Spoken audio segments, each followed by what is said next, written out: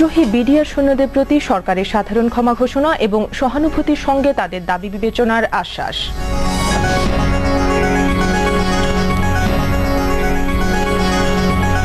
অবিলম্বে ব্যারাকে ফিরে যাওয়া ও অস্ত্র সমর্পণের জন্য বিডিআর সৈন্যদের প্রতি প্রধানমন্ত্রীর আহ্বান।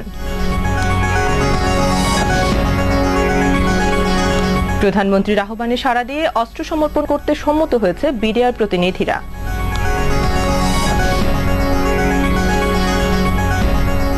রাজধানীর পিলখানায় বিডিআর সদর দপ্তরে পরিস্থিতি কর্তৃপক্ষের নিয়ন্ত্রণে।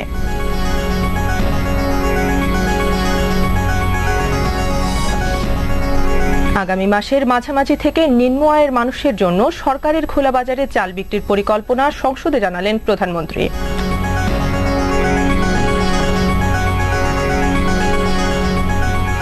আমস্টারডামের শিপল বিমানবন্দরে ১৩৫ জন যাত্রী নিয়ে একটি তুর্কি বিমান বিধ্বস্ত এবং ভেঙে ৩ টুকরো।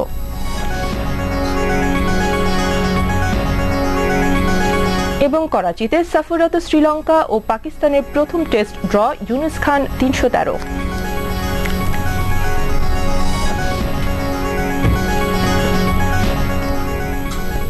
শিরোনাম শুনলেন, এবারে বিস্তারিত সংবাদ।